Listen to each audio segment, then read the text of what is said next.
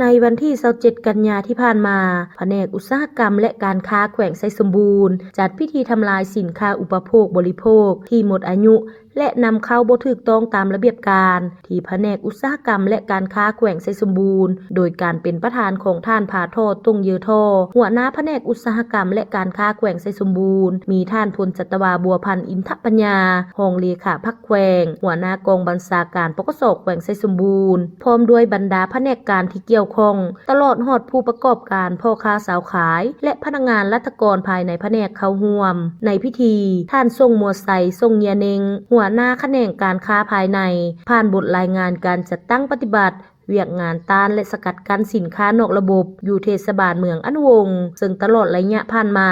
ได้ลงจัดตั้งปฏิบัติเวียกงานตัวจริงได้ประสานสมทบกับปกส.แขวงและภาคส่วนที่เกี่ยวข้องลงกวดการสินค้าอยู่บรรดาห้างฮานที่เจ้าหน้าที่กวดพบเห็นและเก็บกู้มาได้มีหลายกว่า40รายการซึ่งเป็นสินค้าที่หมดอายุและนำเข้าอย่างผิดกฎหมายเป็นต้นแม่นเครื่องบริโภคซึ่งประกอบมีขนมนมน้ำหมักไหม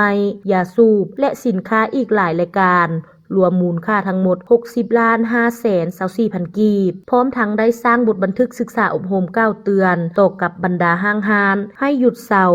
นำเข้าสินค้าที่บ่ถูกต้องตามระเบียบกฎหมายสินค้าอุปโภคบริโภคที่หมดอายุและบ่ถูกต้องตามระเบียบการสินค้าที่บ่มีความปลอดภัยทั้งนี้ก็เพื่อปกป้องสิทธิผลประโยชน์และความปลอดภัยของผู้บริโภคซึ่งอาจจะเสี่ยงถึงผลกระทบทางด้านสุขภาพและชีวิตของผู้ที่สวมใส่หลังจากนั้นได้นำเอาไปทำลายทิ่มอยู่ที่สนามขี้เหงื่อบ้านทงคูนทั้งนี้ก็เพื่อเป็นการป้องกันและสกัดกั้นการปรากฏการณ์ย่อท้อของสังคมและเป็นการป้องกันบ่ให้สินค้าดังกล่าวออกสู่ตลาดเพื่อเป็นการปกป้องชีวิตของพ่อแม่ประชาชนบรรดาเผ่า